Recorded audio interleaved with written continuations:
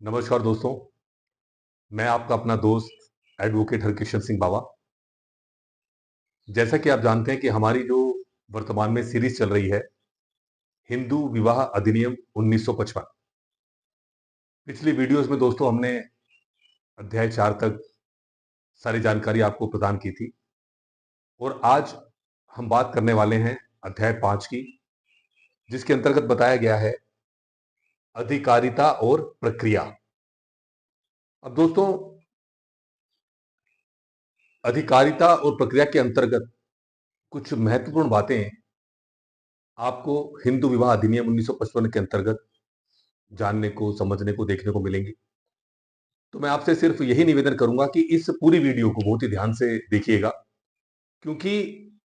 इसके माध्यम से आपको ऐसी ऐसी जानकारियां मिलेंगी जिससे कि आप मानसिक रूप से और ज्ञान के संबंध में अच्छी जानकारी प्राप्त कर सकेंगे। तो दोस्तों, आज इसके अंतर्गत अधिकारिता और प्रक्रिया अध्याय 5 के अंतर्गत धारा 19 के बारे में हम आपको बताने वाले हैं, जो बताती है वह न्यायालय जिसमें अर्जी उपस्थापित की जाएगी। यानी कि हिंदू विवाह अधिनियम 1955 के अंतर्गत कौन से ऐसे न्यायालय हैं जिसमें अर्जी दी जा सकती है, उस संबंध में धारा 19 हमें बताती है। इस अधिनियम के अधीन हर अर्जी उस जिला न्यायालय के समक्ष पेश की जाएगी जिसकी मामूली आरंभिक सिविल अधिकारिता की स्थानीय सीमाओं के अंदर बिंदु 1 विवाह का अनुष्ठान हुआ था, या बिंदु 2 प्रत्यर्थी अर्जी के पेश किए जाने के समय निवास करता है, या बिंदु 3 विवाह के पक्षकारों ने अंतिम बार एक साथ निवास किया था, या बिंदु 3A यदि पत्नी अर्जीदार है तो जहां वह अर्जी पेश किए जाने के समय निवास कर रही है, या बिंदु 4 अर्जीदार के अर्जी पेश किए जाने के समय निवास कर रहा है, यह ऐसे मामले में जिसमें प्रत्यर्थी उस समय पर ऐसे राज्य क्षेत्र के बाहर निवास कर रहा है जिस पर इस अधिनियम का विस्तार है, अथवा वह जीवित है या नहीं, इसके बारे में 7 वर्ष या उससे अधिक की कालावधि के भीतर उन्होंने कुछ नहीं सुना है। जिन्होंने उसके बारे में, यदि वह जीवित होता तो स्वाभाविकतया सुना होता। तो दोस्तों, इसके अंतर्गत हमें बता दिया गया है कि किस किस जगह पर, किस किस न्यायालय में आप अर्जी डाल सकते हैं। जानकारी इसमें दोस्तों जो 19 धारा में आपको ये दी गई है। अब दोस्तों बात करेंगे धारा 20 की, अर्जियों की अंतर वस्तु और सत्यापन। उपधारा एक कहती है, इस धारा के अधीन उपस्थापित हर अर्जी उन तथ्यों को जिन पर अनुतोष का दावा आधारित हो इतने स्पष्ट तौर पर कथित करेगी जितना उस मामले की प्रकृति अनुज्ञात करें, और धारा 11 के अधीन अर्जी को छोड़कर ऐसी हर अर्जी यह भी कथित करेगी कि अर्जीदार और विवाह के दूसरे पक्ष के बीच कोई संधि नहीं है। उपधारा 2 कहती है, इस अधिनियम के अधीन दी जाने वाली हर अर्जी में अंतर्विष्ट कथन वाद पत्रों के सत्यापन के लिए विधि द्वारा अपेक्षित रीति से अर्जीदार या अन्य सक्षम व्यक्ति द्वारा सत्यापित किए जाएंगे और सुनवाई के समय साक्ष्य के रूप में ग्राह्य होंगे। अब दोस्तों हम बात करेंगे धारा 21 की, जो बताती है 1908 के अधिनियम संख्यांक 5 का लागू होना। इस अधिनियम में अंतर्विष्ट अन्य उपबंधों के और उन नियमों के जो उच्च न्यायालय इस निमित्त बनाए, अध्ययन यह है कि इस अधिनियम के अधीन सब कार्रवाइयां जहां तक हो सकेगा सिविल प्रक्रिया संहिता 1908 द्वारा विनियमित होंगी। इसकी दोस्तों उपधारा 21 से कहती है, कुछ मामलों में अर्जियों को अंतरित करने की शक्ति एक, जहां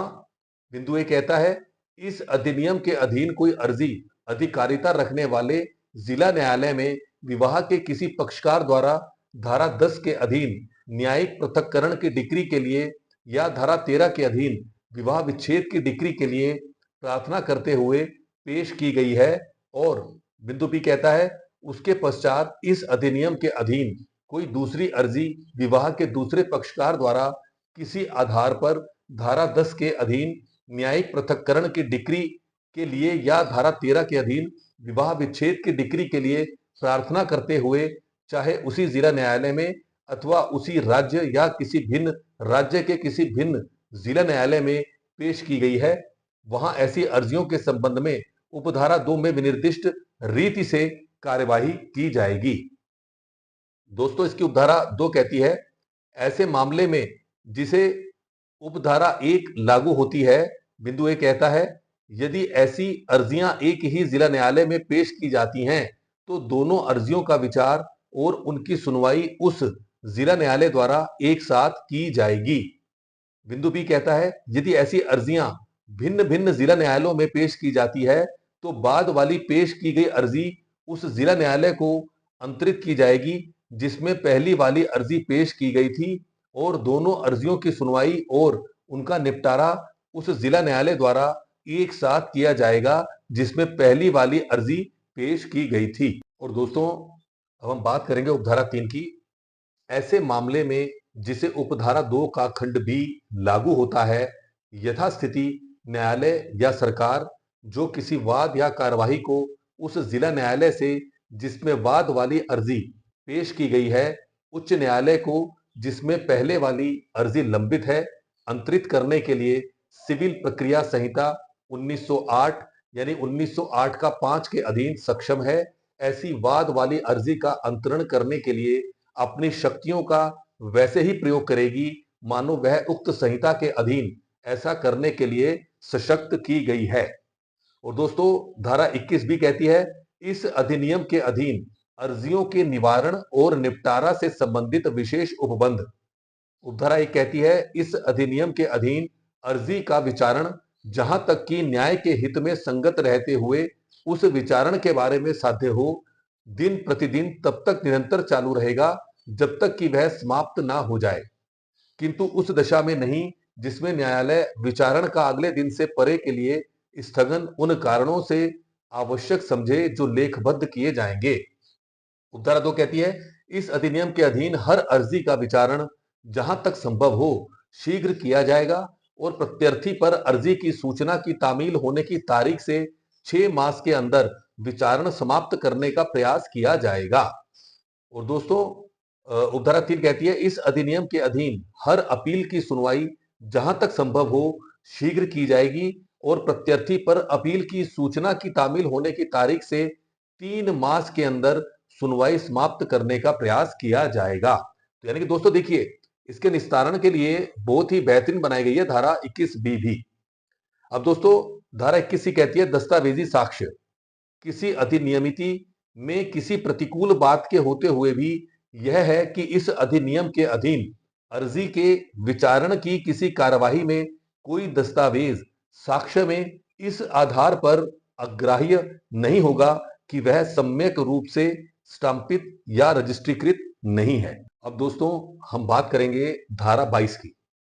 धारा 22 कहती है, कार्यवाहियों का बंद कमरे में होना और उन्हें मुद्रित या प्रकाशित न किया जाए। देखिए दोस्तों, इस पे एक धारा 22 बहुत इंपॉर्टेंट है, अगर इसको आप अच्छे से समझें कि देखिए, हर किसी की जो भी एक सीक्रेसी है या मतलब उसको ओपनली, क्योंकि पारिवारिक विवाद होते हैं तो ओपनली ठीक नहीं रहता, तो उसके लिए धारा 22 बहुत अच्छी जानकारी हमें प्रदान कर रही है। उपधारा एक कहती है दोस्तों, इस अधिनियम के अधीन हर कार्यवाही बंद कमरे में की जाएगी और किसी व्यक्ति के लिए ऐसी किसी कार्यवाही के संबंध में किसी बात को मुद्रित या प्रकाशित करना विधिपूर्ण नहीं होगा, किंतु उच्च न्यायालय या उच्चतम न्यायालय के उस निर्णय को छोड़कर जो उस न्यायालय की पूर्व अनुज्ञा से मुद्रित या प्रकाशित किया गया है। और दोस्तों, उपधारा 2 कहती है, यदि कोई व्यक्ति उपधारा 1 के उपबंधों के उल्लंघन में कोई बात मुद्रित या प्रकाशित करेगा तो वह जुर्माने से जो 1000 रुपए तक का हो सकेगा दंडनीय होगा। अब दोस्तों, बात करेंगे धारा 23 की, कार्रवाइयों में डिक्री। उपधारा एक कहती है, यदि इस अधिनियम के अधीन होने वाली किसी कार्यवाही में चाहे उसमें प्रतिरक्षा में की गई हो या नहीं, न्यायालय का समाधान हो जाए कि बिंदु ए, अनुतोष अनुदत्त करने के आधारों में से कोई ना कोई आधार विद्यमान है और अर्जीदार उन मामलों को छोड़कर जिनमें उसके द्वारा धारा 5 के खंड 2 के उपखंड ए, उपखंड बी या उपखंड सी में विनिर्दिष्ट आधार पर अनुतोष चाहा गया है, अनुतोष के प्रयोजन से अपने ही दोष या निर्योग्यता का किसी प्रकार फायदा नहीं उठा रहा या उठा रही है। और बिंदु बी कहता है, जहां की अर्जी का आधार धारा 13 की उपधारा 1 के खंड 1 में विनिर्दिष्ट आधार हो, वहां ना तो अर्जीदार परिवादित कार्य या कार्यों का किसी प्रकार से उपसाधक रहा है और न उसके उनका मौनानुमोदन या उपमर्षण किया है, अथवा जहां की अर्जी का आधार क्रूरता हो, वहां अर्जीदार न उस क्रूरता का किसी प्रकार उपमर्शन नहीं किया है। और बिंदु बी भी कहता है, जब विवाह विच्छेद पारस्परिक सम्मति के आधार पर चाहा गया है और ऐसी सम्मति बल, कपट या असम्यक अभियोजित नहीं की गई जाती है। और बिंदु सी कहता है, अर्जी जो धारा 11 के अधीन पेश की गई अर्जी नहीं है, प्रत्यर्थी के साथ दुस्संधि करके उपस्थापित या अभियोजित नहीं की जाती है। और बिंदु डी, कार्यवाही संस्थित करने में कोई अनावश्यक या अनुचित विलंब नहीं हुआ है। और बिंदु ई, अनुतोष अनुदत्त न करने के लिए कोई अन्य वैध आधार नहीं है, तो ऐसी ही दशा में किंतु अन्यथा नहीं, न्यायालय तदनुसार ऐसा अनुतोष डिक्री कर देगा। तो यानी कि दोस्तों देखिए, धारा 23 जो है डिक्री के संबंध में जो कार्रवाइयों के बारे में हमें बताती है। और दोस्तों अब हम बात करेंगे उपधारा 2 की। इस अधिनियम के अधीन अनुतोष अनुदत्त करने के लिए अग्रसर होने के पूर्व यह न्यायालय का प्रथमतः कर्तव्य होगा कि वह ऐसी हर दशा में जहां की मामले की प्रकृति और परिस्थितियों से संगत रहते हुए ऐसा करना संभव हो, पक्षकारों के बीच मेल मिलाप कराने का पूर्ण प्रयास करें। परंतु इस उपधारा की कोई बात किसी ऐसी कार्यवाही को लागू नहीं होगी जिसमें धारा 13 की उपधारा 1 के खंड 2, खंड 3, खंड 4, खंड 5, खंड 6 या खंड 7 में विनिर्दिष्ट आधारों में से किसी आधार पर अनुतोष चाहा गया है। और दोस्तों अब बात करेंगे उपधारा 3 की। ऐसा मेल मिलाप कराने में न्यायालय की सहायता के प्रयोजन के लिए न्यायालय यदि पक्षकार ऐसा चाहते तो, या यदि न्यायालय ऐसा करना न्याय संगत और उचित समझता है, तो कार्रवाइयों को 15 दिन से अनधिक युक्ति युक्त कालावधि के लिए स्थगित कर सकेगा और उस मामले को पक्षकारों द्वारा इस निमित्त नामित किसी व्यक्ति को, या यदि पक्षकार कोई व्यक्ति नामित करने में असफल रहते हैं, तो न्यायालय द्वारा नाम निर्देशित किसी व्यक्ति को इन निर्देशों के साथ निर्देशित कर सकेगा कि वह न्यायालय को इस बारे में रिपोर्ट दें कि मेल मिलाप कराया जा सकता है या नहीं, तथा करा दिया गया है या नहीं, और न्यायालय कार्यवाही का निपटारा करने में ऐसी रिपोर्ट को सम्यक रूप से ध्यान में रखेगा। उपधारा 4 कहती है दोस्तों, ऐसे हर मामले में जिसमें विवाह का विघटन विवाह विच्छेद द्वारा होता है, डिक्री पारित करने वाला न्यायालय हर पक्षकार को उसकी प्रति मुफ्त देगा। अब दोस्तों हम बात करेंगे धारा 23 ए की, विवाह विच्छेद और अन्य कार्रवाइयों में प्रत्यर्थी को अनुतोष। विवाह विच्छेद या न्यायिक पृथक्करण या दांपत्य अधिकारों के प्रत्यास्थापन के लिए किसी कार्रवाई में प्रत्यर्थी अर्जीदार के जार कर्म, क्रूरता या अदित्यजन के आधार पर न केवल चाहे गए अनुतोष का न केवल विरोध कर सकेगा, बल्कि वह उस आधार पर इस अधिनियम के अधीन किसी अनुतोष के लिए प्रतिदावा भी कर सकेगा। और यदि अर्जीदार का जार कर्म, क्रूरता या अभित्यजन साबित हो जाता है, तो न्यायालय प्रत्यर्थी को इस अधिनियम के अधीन कोई ऐसा अनुतोष दे सकेगा जिसके लिए वह उस दशा में हकदार होता या होती, जिसमें उसने उस आधार पर ऐसे अनुतोष की मांग करते हुए अर्जी उपस्थापित की होती। और दोस्तों हम बात करेंगे धारा 24 की, वाद लंबित रहते भरण पोषण और कार्रवाइयों के व्यय। देखिए दोस्तों, इसमें सभी धाराएं बहुत महत्वपूर्ण हैं, लेकिन कुछ धाराएं ऐसी भी आती हैं जिसकी हमें बहुत ज्यादा जरूरत है समझने की, क्योंकि वो हमारे जीवन से, हमारे भरण पोषण से भी संबंधित होती है। तो जैसे दोस्तों मैं बात करूंगा धारा 24 के बारे में, इसको ध्यान से देखिए कि जो बताती है, वाद लंबित रहते भरण पोषण और कार्रवाइयों के व्यय। यानी जो खर्चे होंगे वाद लंबित रहने के समय, तो उसमें जो भरण पोषण के संबंध में जो कार्रवाइयां हैं वो क्या क्या होंगी, धारा 24 में बताई जा रही है। जहां की इस अधिनियम के अधीन होने वाली किसी कार्रवाई में न्यायालय को यह प्रतीत हो कि यथास्थिति पति या पत्नी की ऐसी कोई स्वतंत्र आय नहीं है जो उसके संभाल और कार्रवाई के आवश्यक व्ययों के लिए पर्याप्त हो, वहां वह पति या पत्नी के आवेदन पर प्रत्यर्थी को यह आदेश दे सकेगा कि वह अर्जीदार को कार्रवाई में होने वाले व्यय तथा कार्रवाई के दौरान में प्रतिमास ऐसी राशि संदत्त करे जो अर्जीदार की अपनी आय तथा प्रत्यर्थी की आय को देखते हुए न्यायालय को युक्तियुक्त प्रतीत होती हो। परंतु कार्रवाई के व्ययों और कार्रवाई के दौरान ऐसी मासिक राशि के संदाय के लिए आवेदन को यथासंभव यथास्थिति पति या पत्नी पर सूचना तामील की तारीख से 60 दिन के भीतर निपटाया जाएगा। तो दोस्तों, अब हम बात करते हैं धारा 25 की, स्थायी निर्वाहिका और भरण पोषण। उपधारा इसकी एक कहती है दोस्तों, इस अधिनियम के अधीन अधिकारिता का प्रयोग कर रहा कोई भी न्यायालय डिक्री पारित करने के समय या उसके पश्चात किसी भी समय यथास्थिति पति या पत्नी द्वारा इस प्रयोजन से किए गए आवेदन पर यह आदेश दे सकेगा कि प्रत्यर्थी उसके भरण पोषण और संभाल के लिए ऐसी कुल राशि या ऐसी मासिक अथवा कालिक राशि जो प्रत्यर्थी को अपनी आय और अन्य संपत्ति की यदि कोई हो, आवेदक या आवेदिका की आय और अन्य संपत्ति को तथा पक्षकारों के आचरण और मामले की अन्य परिस्थितियों को देखते हुए न्यायालय को न्यायसंगत प्रतीत होती हो, आवेदक या आवेदिका के जीवन काल से अनधिक अवधि के लिए संदत्त करे और ऐसा कोई भी संदाय यदि यह करना आवश्यक हो तो प्रत्यर्थी की स्थावर संपत्ति पर भार प्रतिभूत किया जा सकेगा। उपधारा 2 कहती है दोस्तों, यदि न्यायालय का समाधान हो जाए कि उसको उपधारा 1 के अधीन आदेश करने के पश्चात पक्षकारों में से किसी की भी परिस्थितियों में तब्दीली हो गई है, तो वह किसी भी पक्षकार की प्रेरणा पर ऐसी रीति से जो न्यायालय को न्याय संगत प्रतीत हो ऐसे किसी आदेश में फेरफार कर सकेगा या उसे उपांतरित अथवा विखंडित कर सकेगा।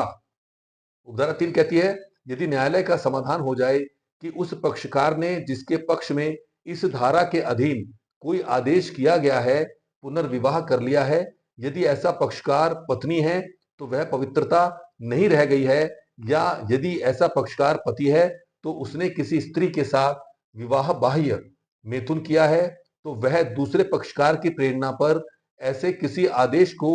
ऐसी रीति में जो न्यायालय न्याय संगत समझे परिवर्तित, उपांतरित या विखंडित कर सकेगा। और दोस्तों, अब हम आपको बताएंगे धारा 26 जो बताती है आपत्तियों की अभिरक्षा के बारे में। इस अधिनियम के अधीन होने वाली किसी भी कार्यवाही में न्यायालय अप्राप्त हुए आपत्तियों की अभिरक्षा, भरण पोषण और शिक्षा के बारे में यथासंभव उनकी इच्छा के अनुकूल समय समय पर ऐसे आदेश पारित कर सकेगा और डिक्री में ऐसे उपबंध कर सकेगा जिन्हें वह न्याय संगत और उचित समझे, और डिक्री के पश्चात इस प्रयोजन से अर्जी द्वारा किए गए आवेदन पर ऐसे अपत्य की अभिरक्षा, भरण पोषण और शिक्षा के बारे में समय समय पर ऐसे आदेश और उपबंध कर सकेगा जो ऐसी डिक्री अभिप्राप्त करने की कार्रवाई के लंबित रहते ऐसी डिक्री या अंतरिम आदेश द्वारा किए जा सकते थे, और न्यायालय पूर्वतन किए ऐसे किसी आदेश या उपबंध को समय समय पर प्रतिसंहृत या निलंबित कर सकेगा अथवा उसमें फेरफार कर सकेगा। परंतु देखो दोस्तों, इस पे एक कंडीशन भी लगा दी गई है, परंतु ऐसी डिक्री अभिप्राप्त करने के लिए कार्यवाही लंबित रहने तक अप्राप्त हुए अपत्यों के भरण पोषण और शिक्षा की बाबत आवेदन को यथासंभव प्रत्यर्थी पर सूचना की तामील की तारीख से 60 दिन के भीतर निपटाया जाएगा। यानी कि दोस्तों देखिए, इसमें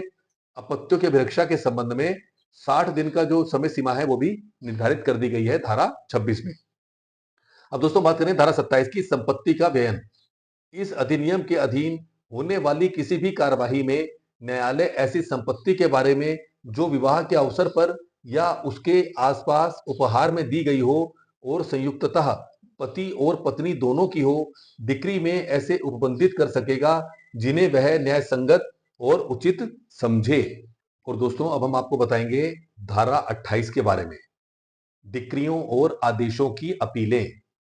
जिसकी उपधारा एक कहती है, इस अधिनियम के अधीन किसी कार्यवाही में न्यायालय द्वारा दी गई सभी डिक्रियां उपधारा 3 के उपबंधों के अधीन रहते हुए उसी प्रकार अपीलनीय होंगी जैसे उस न्यायालय द्वारा अपनी आरंभिक सिविल अधिकारिता के प्रयोग में दी गई डिक्री अपीलीय होती है।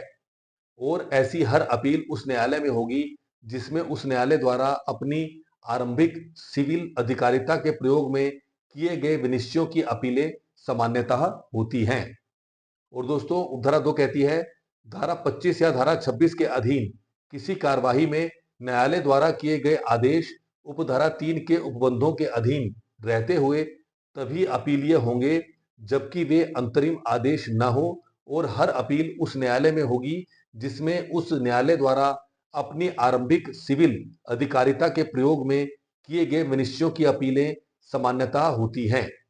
दोस्तों उपधारा 3 कहती है, केवल खर्चे के विषय में कोई अपील इस धारा के अधीन नहीं होगी।